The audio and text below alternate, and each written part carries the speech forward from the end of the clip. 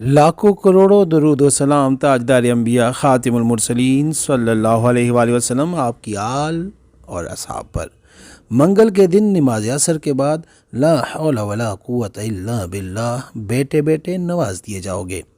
پڑھو اور رب کی عطائے کا نظارہ دیکھتے جاؤ۔ اعوذ باللہ من الشیطان الرجیم، بسم اللہ الرحمن الرحیم۔ السلام علیکم ورحمۃ اللہ وبرکاتہ۔ میں سید اخلاق حسین شاہ اور آپ دیکھ رہے ہیں ہمارا یوٹیوب چینل محتاجی دور کرنے کا وظیفہ۔ حضرت خواجہ نظام الدین اولیاء رحمۃ اللہ علیہ محبوب الہی فرماتے ہیں کہ حضرت خواجہ فرید الدین مسعود گنج شکر رحمۃ اللہ علیہ نے فرمایا، جو شخص فقر و فاقہ میں مبتلا ہو جائے تو لا حول ولا قوت الا باللہ العلی العظیم کا ورد رکھنے سے اس کی حالت درست ہو سکتی ہے۔ اس کے بعد ارشاد ہوا، ایک روز میں حضرت شیخ الاسلام قطب الدین بختیار کاکی رحمۃ اللہ علیہ کی بارگاہ میں حاضر تھا کہ ایک شخص نے آ کر آپ کی قدم بوسی کی، فرمایا کہ بیٹھ جاؤ۔ وہ بیٹھ گیا اور کہنے لگا کہ معاشی کی تنگی ہے، میں معاش کی تنگی میں گرفتار ہوں۔ ویڈیو میں بڑھنے سے پہلے اگر ابھی تک آپ نے ہمارے چینل کو سبسکرائب نہیں کیا تو برائے مہربانی ہمارے چینل کو سبسکرائب کریں اور بیل آئیکن کو کلک کریں تاکہ ہماری ہر نئی آنے والی ویڈیو کا نوٹیفیکیشن آپ کو بر وقت مل سکے۔ ارشاد فرمایا، کیا یہ کلمہ نہیں پڑھتے؟ لا حول ولا قوت الا باللہ العلی العظیم۔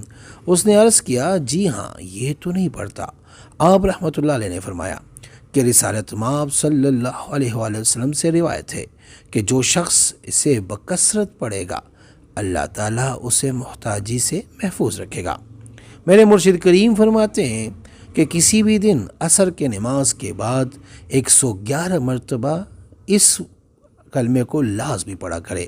اول آخر درود پاک یعنی درود ابراہیمی جو ہم نماز میں پڑھتے ہیں 1 یا 3 مرتبہ، تو ویسے تو اس کو کثرت سے پڑھے اور ساتھ میں اگر عصر کے نماز کے بعد پڑھا جائے تو سونے پہ سہاگا۔ اس عمل کی اجازت کے لیے جس نے عمل کرنا ہے وہ ایک بار سورہ اخلاص پڑھ کر نبی پاک صلی اللہ علیہ وآلہ وسلم کی پاک اور بلند بارگاہ میں ہدیہ کر کے سبحان اللہ لکھ دے، اجازت ہے۔ اور اگر کسی کو بتانا ہے تو اس کو کہیں وہ 3 بار سورہ فاتحہ پڑھ کر ہمیں ہدیہ کرے، اس کے بعد آپ کمنٹ میں یا رب لکھ دینا، اس کو بھی اجازت مل جائے گی۔ دعا میں یاد رکھیے اور اپنے دوستوں کے ساتھ بھی شیئر کریں۔